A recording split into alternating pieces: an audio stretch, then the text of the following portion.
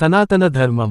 ఎంతోమంది మహర్షులు ఎంతో తపనతో, ఎన్నో విధాలుగా పరిశోధించి, అనుభవపూర్వకంగా విశ్లేషణ చేసిన మహత్తర జ్ఞానాన్ని అందరూ ఆచరించేటందుకు వీలుగా సత్య, ధర్మాలతో కూడిన సనాతన ధర్మాన్ని మానవాళికి అందించి, మానవధర్మాన్ని పటిష్టం చేశారు.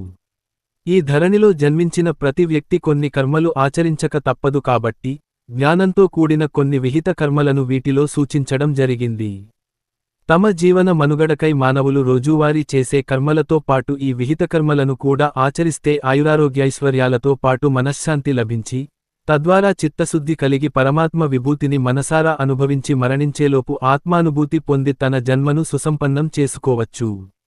ఇటువంటి మహత్తర మానవధర్మము యుగాలపాటు కొనసాగింది. ఈ ధర్మాన్ని తేలికగా తీసుకున్న అధర్ములను కీర్తిహీనులను చేయడం కూడా జరిగింది. రానురాను మనుజుల మనస్తత్వం మారింది. గత కొన్ని ఏళ్లుగా అజ్ఞానం పెంపొంది జ్ఞానం కాస్త మరుగున పడింది. ఇంచుమించు ప్రతి మానవునిలో అరిషడ్వర్గాలు కామ, క్రోధ, లోభ, మోహ, మద, మాత్సర్యాలు, ఈషణత్రయాలు, భార్యేషణ, పుత్రేషణ, ధనేషణ తీవ్రంగా విజృంభించాయి. ఈ విపత్కర సమయంలో ఎంతోమంది మహనీయులు గురురూపంలో అనేక ప్రదేశాల్లో అవతరించి ఎప్పటికప్పుడు మానవధర్మాన్ని పరిరక్షించే ప్రయత్నం చేసేరు, ఇంకా చేస్తూనే ఉన్నారు.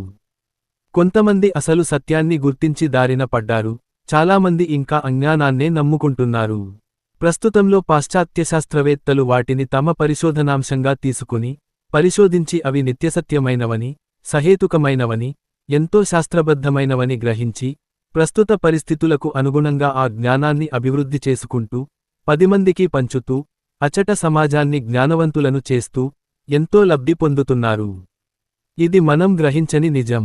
అంతటి మహత్తర జ్ఞానం మనదైనప్పటికిని, మనం మాత్రం ఆ మహత్తర జ్ఞానంలో లోటుపాట్లను పరిశోధిస్తూ, వాటిని విమర్శిస్తూ ఎంతో అజ్ఞానాన్ని మూటగట్టుకుంటున్నాము.